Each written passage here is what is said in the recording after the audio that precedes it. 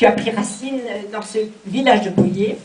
Nos parents étaient d'origine modeste, travaillant dans une petite ferme de ce bourg, tout juste suffisant pour faire vivre la grande famille de 13 enfants.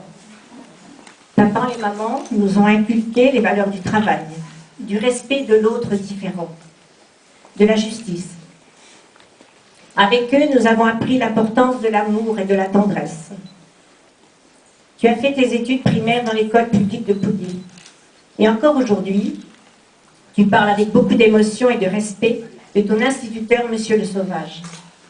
Il t'a fait découvrir des valeurs humaines, de droiture, d'honnêteté et de partage. Tu as grandi dans ce village, sur cette ferme. Et là aussi, tu as été à l'école de la vie. Le rythme des saisons, la solidarité entre agriculteurs, le temps de la patience des semailles et de la moisson. Tu es le 10e de la fratrie. Très jeune, tu as exprimé ton désir d'être prête. Papa et maman et toute la famille t'ont aidé et soutenu dans ta vocation, veillant à ce que ta démarche se fasse dans une grande liberté. En 1952, tu quittes la famille avec un serment de cœur pour le collège à l'Institut Notre-Dame d'Avranches. Une grande aventure commence pour toi. Collège, lycée, fac, tu passes brillamment tes études, tes examens. En 1959, tu es admis au grand séminaire du diocèse de Coutances. Tu y restes 2 ans. Puis tu choisis d'entrer chez les Pères Blancs. Tu pars faire ton noviciat à Gap. Tu as toujours un cœur de nomade et le désir des grands espaces.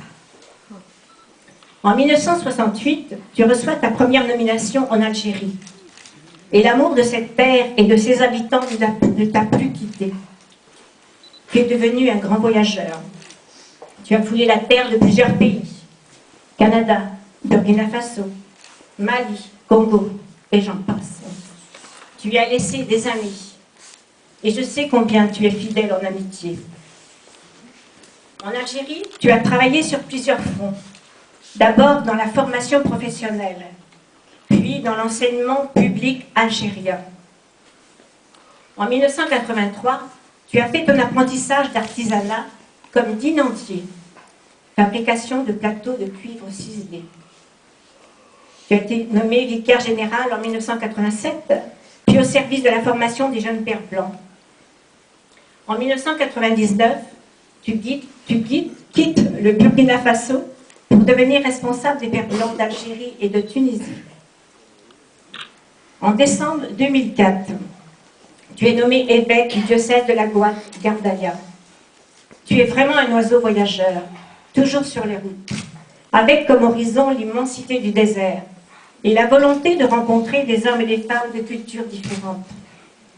Elle enrichit la tienne, recevant la chaleur de leur hospitalité et de leur amitié à la dimension de leur soleil. Pourquoi cette nomination, toi, homme du désert, dans un si grand diocèse avec si peu de chrétiens? Ce n'est pas un honneur, mais une reconnaissance pour toi et ton Église d'Algérie, pour ton engagement au service du dialogue interreligieux et des actions de soutien aux réfugiés du Sahara occidental. À travers ce geste qu'on te fait, c'est tout le diocèse de la Guadeloupe et ses amis que nous voulons honorer pour l'avenir d'un monde plus humain et plus fraternel.